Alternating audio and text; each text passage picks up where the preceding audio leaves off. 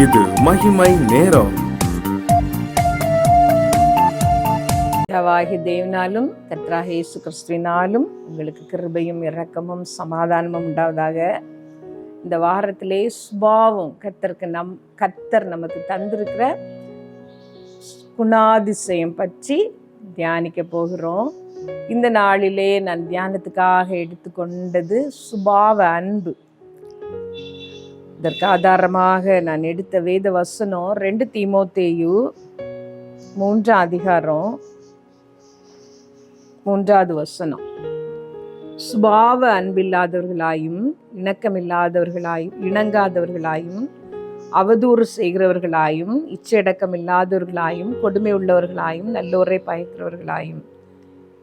இந்த வசனம் கடைசி காலத்து ஜனங்களை பற்றி சொல்லுகிறது. கடைசி காலங்களிலே சுபாவ அன்பில்லாதவர்கள் எழும்புவார்கள், சுபாவ அன்பில்லாதவர்களாக ஜனங்கள் இருப்பார்கள். அப்படிப்பட்டவர்களை விட்டு நீ விலகு என்று சொல்லி ஆண்டவருடைய வார்த்தை நமக்கு ஒரு ஆலோசனை தருகிறது. சுபாவ அன்பு இயல்பாகவே இருக்கிற அன்பு, அது ஆவியின் கனியாகிய அன்பு அல்ல, இயற்கையாக ஆண்டவர் நமக்கு தந்திருக்கிற ஒரு அன்பு.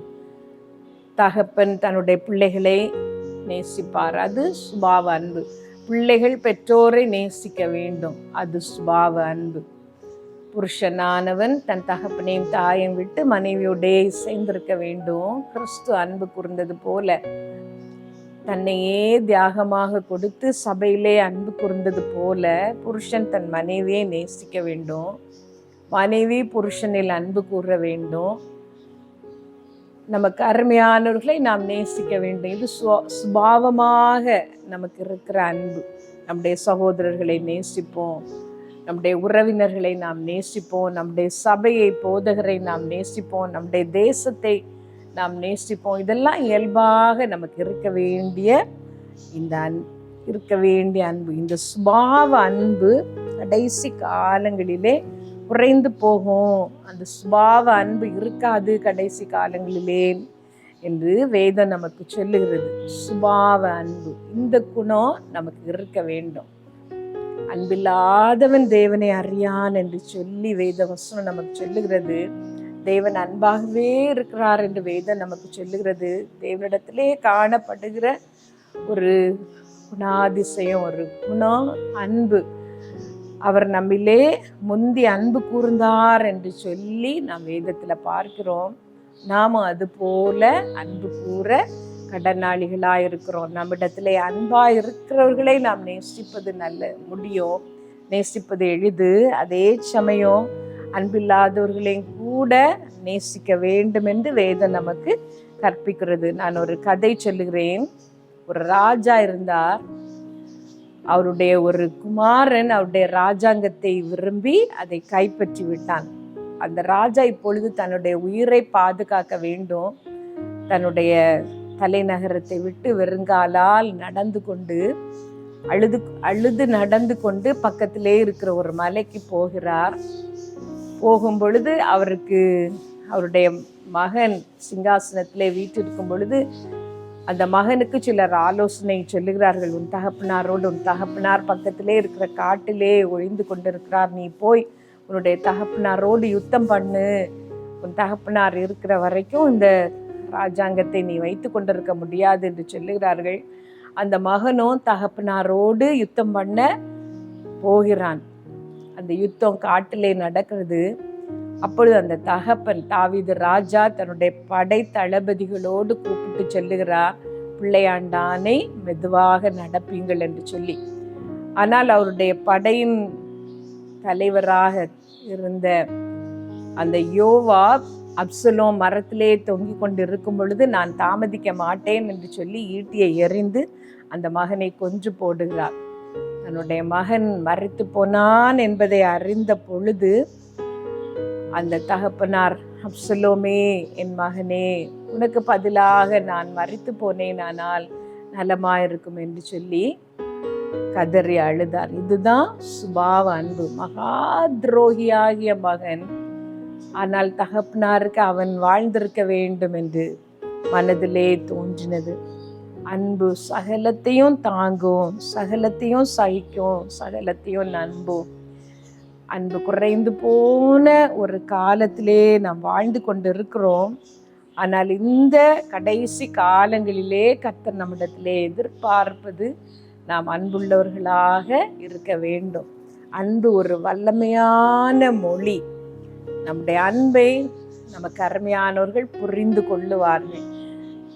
இயல்பான அந்த அன்பு நம்மிடத்திலிருந்து வெளிப்பட வேண்டும். நாம் அன்புள்ளவர்களாகவே இருக்க வேண்டும் என்று வேதம் சொல்லுகிறது.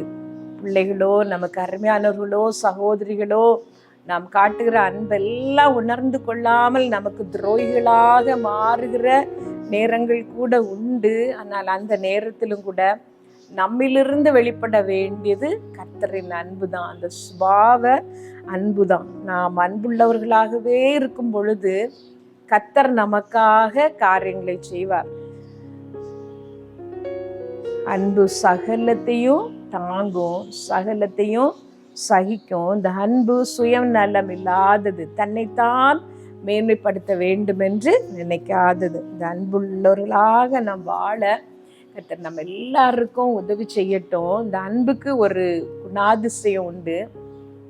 நாம் மற்றவர்களுக்கு அன்பை கொடுக்கும் பொழுதுதான் அந்த அன்பை நாம் பெற்றுக்கொள்ள முடியும். நம்முடைய இருதயத்திலே நிறைய அன்பு இருக்கலாம். நாம் அதை காண்பிக்காத பட்சத்திலே அந்த அன்பினால் பிரயோஜனம் இருப்பதில்லை. சகலத்தையும் தாங்குகிற, சகலத்தையும் சகிக்கிற அன்பு உடையவர்களாகிய நாம் நம்முடைய அன்பை வெளிப்படுத்த வேண்டும். அன்பாகவே இருக்க நாம் பழகி கொள்ள வேண்டும். அன்பு சகல பாவத்தையும் மூடும், சகலத்தையும் சகிக்கும். அன்புக்கு பொறாமை இல்லை. நான் தான் அந்த இடத்துல வர வேண்டும் என்று அந்த அன்பு நினைக்காது. மற்றவர்களுடைய பாவங்களை, மற்றவர்களுடைய குற்றங்கள், மற்றவர்கள் தனக்கு விரோதமாக செய்கிற குற்றங்களை மன்னித்து அவர்களுக்கு நன்மையே செய்ய அந்த அன்பு விரும்பும். இயேசு கிறிஸ்து அந்த அன்பை தான் நமக்கு மாதிரியாக அவர் காண்பித்தார். நாம் துரோகிகளாய் இருக்கையில் அவர் நம்மில் அன்பு கூர்ந்தார்.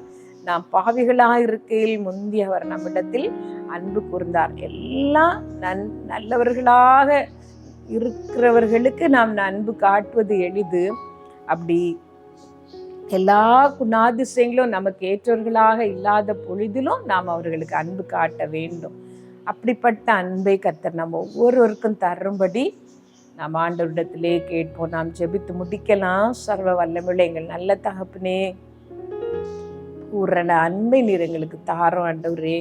எங்களிலே அன்பு குறைவு உண்டு கர்த்தாவே. நாங்கள் நேசிக்க வேண்டியவர்களை நேசிக்க வேண்டியபடி நேசிக்கவில்லை. எங்கள் சுயம் மேலிட நாங்கள் அநேக தடவைகளிலே இடம் கொடுக்கிறோம் கர்த்தாவே. இந்த நேரத்தில் இந்த செய்தியை கேட்கிற நாங்கள் எல்லாரும் அன்புள்ளவர்களாக மாற, உம்முடைய அன்பை வெளிப்படுத்த எங்களை ஒப்பு கொடுக்கிறோம். எங்களை அப்படி மாற்ற ஆண்டவரே. உலகத்துக்கும் மற்றவர்களுக்கும் நாங்கள் அன்பு காட்டுவதற்கு முன்பாக முதலாவது எங்கள் வீட்டில் உள்ளவர்களை நாங்கள் நேசிக்க, அன்பு காட்ட நீர் எங்களுக்கு கற்றுத்தாரோம், எங்களுக்கு பலன் தாரோம். உம்முடைய கரத்திலே எங்களை தாழ்த்தி தருகிறோம். இயேசு நாமத்தில் ஜெபிக்கிறோம் பிதாவே, ஆமீன்.